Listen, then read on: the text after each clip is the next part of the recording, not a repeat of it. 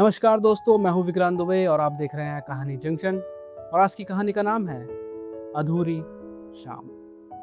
समीर बनारस का एक लड़का जो बनारस हिंदू विश्वविद्यालय से डिग्री पूरी करने के बाद न जाने कितनी यादों को समेटकर बनारस से दूर दिल्ली आ गया था। दिल्ली के मुखर्जी नगर में समीर को एक छोटे से कोचिंग सेंटर में एक टीचर की जॉब मिल गई थी, जहाँ से उसकी करियर की शुरुआत हो चुकी थी। साल दर साल अब बीत रहे थे और दिल्ली ने भी अब समीर को अपना लिया था और धीरे धीरे समीर की ज़िंदगी बस कोचिंग से घर और घर से कोचिंग तक सीमित थी। डेली का एक ही रूटीन। लेकिन एक रोज़ जब समीर अपनी कोचिंग ख़त्म करके अपने घर जा रहा था तो अचानक तेज़ बारिश शुरू हो चुकी थी। समीर बारिश से बचने के लिए तेजी से एक घर के छज्जे के नीचे खड़ा हो गया था। बारिश इतनी तेज थी कि रह रहकर वो समीर को भिगा रही थी। और कहते हैं बारिश के बहते पानी में हम अक्सर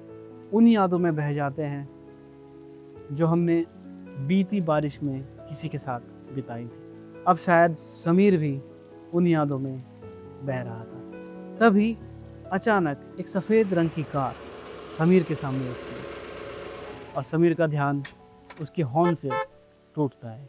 कार का शीशा नीचे होता है और एक आवाज़ समीर के कान में पड़ती है। समीर, अंदर आ जाओ वरना भीग जाओगे। समीर उस आवाज़ को सुनकर थोड़ा हैरान रह जाता है, क्योंकि यह आवाज़ उसे उन बीते 4 साल पहले की याद दिलाती है, जिसे वो आज भी नहीं भूला था। वो पायल थी, समीर की कॉलेज की दोस्त, जिससे समीर काफ़ी सालों से टच में नहीं था और आज उसे यहाँ अचानक देखकर हैरान होना लाजमी था। समीर अब गाड़ी में बैठ चुका था और वो उस वक्त ये सोच रहा था कि अचानक ये पायल यहाँ क्या कर रही है। उसके मन में काफ़ी सवाल उमड़ रहे थे कि पायल से क्या पूछूं, कि वो यहाँ क्या कर रही है, वो अचानक समीर के पास कैसे पहुँची। पायल समीर से बोली, समीर कैसे हो, कहाँ हो गए, अभी भी वैसे ही हो जैसे 4 साल पहले थे या बदल गए हो। अब समीर अपनी सोच से बाहर आते हुए बोला, नहीं, मैं तो पहले जैसा ही हूँ, लेकिन तुम काफ़ी बदल गई हो, अच्छी लग रही हो। अब पायल उसे थैंक यू बोलती है और उसे घर ड्रॉप करने के लिए आगे बढ़ जाती है। वैसे यहाँ दिल्ली में कैसे, समीर उससे पूछता है। यहाँ कुछ काम था इसलिए दिल्ली आना पड़ा। लेकिन तुम तो दिल्ली के रंग में बिल्कुल रंग गए, बनारस की सादगी को तो भूल ही गए। ना दोस्तों से कभी मिलने आए, ना कभी कॉल किया। समीर ने उसकी बातों को काटते हुए कहा, बस यहीं राइट साइड में मेरा घर आ चुका है। अब समीर थोड़ा अचकचाता हुआ बोला, अब इतनी दूर आ गई हो तो एक कप कॉफ़ी तो पी के जाओ, और क्या पता इतने ये बारिश भी रुक जाए, और इतनी बारिश में गाड़ी चलाना सेफ नहीं। पायल ने कहा, कॉफी तो नहीं, पर समीर स्पेशल चाय पिलाओगे तो जरूर पीऊंगी। अब समीर ने कहा, तुम इतने सालों बाद भी मेरे हाथ की बनी चाय अब तक याद है। पायल ने हामी भरी और दोनों अब अंदर जा चुके थे। समीर का घर बहुत फैला हुआ था, सारी चीजें इधर उधर बिखरी हुई थी। पायल ने ये देख उससे बोला, आज भी पहले की तरह तुम्हारी कोई चीज जगह पर नहीं रहती।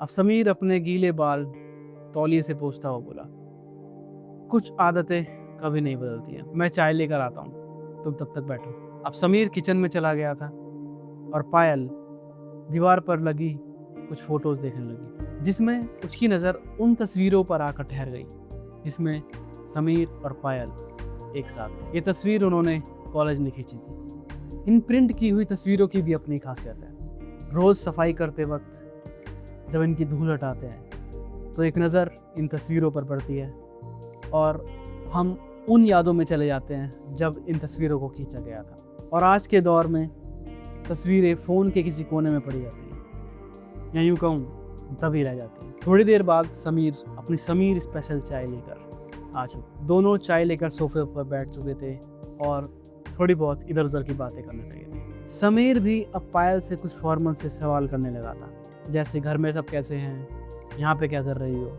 वगैरह वगैरह। और पायल भी उसी तरह से उसको जवाब दे रही थी कि घर में सब ठीक है और वो यहाँ पे अपने फैशन डिज़ाइनिंग के काम से आई है, क्योंकि वो एक फैशन डिज़ाइनर बन चुकी है। अब पायल ने चाय की चुस्की लेते हुए कहा, अच्छा समीर, सोनिया कैसी है?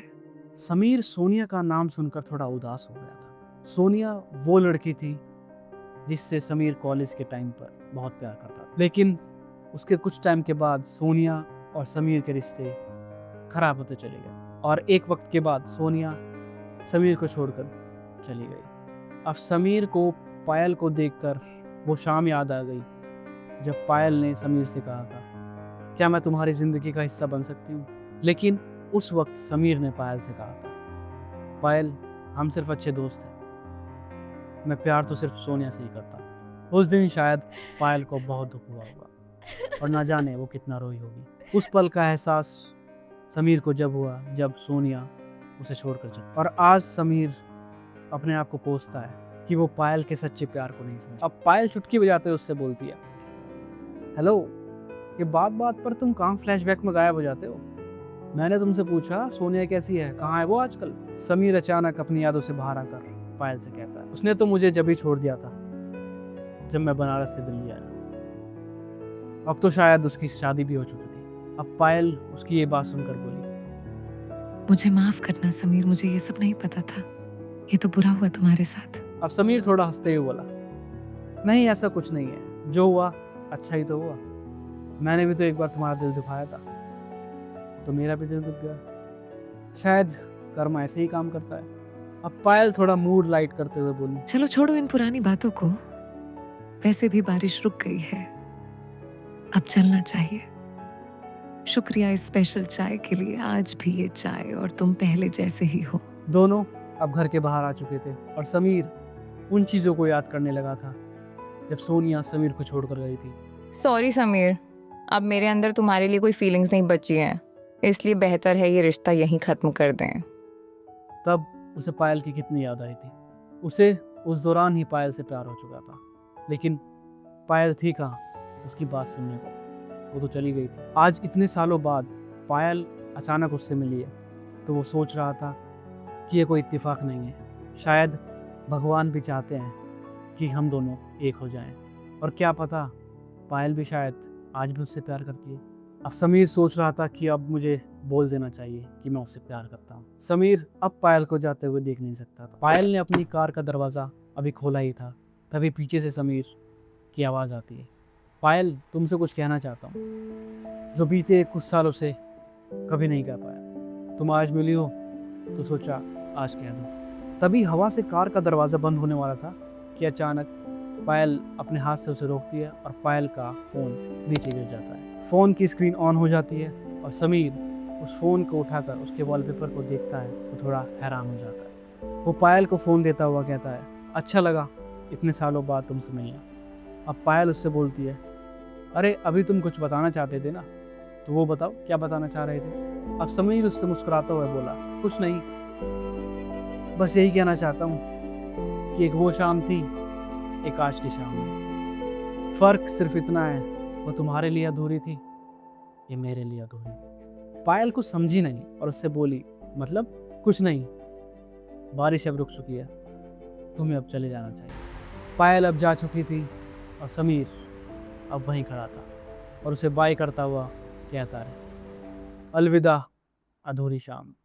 समीर ने आखिर क्या देखा पायल के फ़ोन में जिससे वो अपने दिल की बात उसे नहीं बता पाया और एक बार फिर उसकी शाम अधूरी रह गई। धन्यवाद दोस्तों कहानी सुनने के लिए। ऐसी कहानी सुनने के लिए बने रहिए कहानी जंक्शन पर। तब तक के लिए अलविदा। कोई कोने में कहानी जंक्शन, जहां खेल बने दास्तान रोमांच के पर्दे।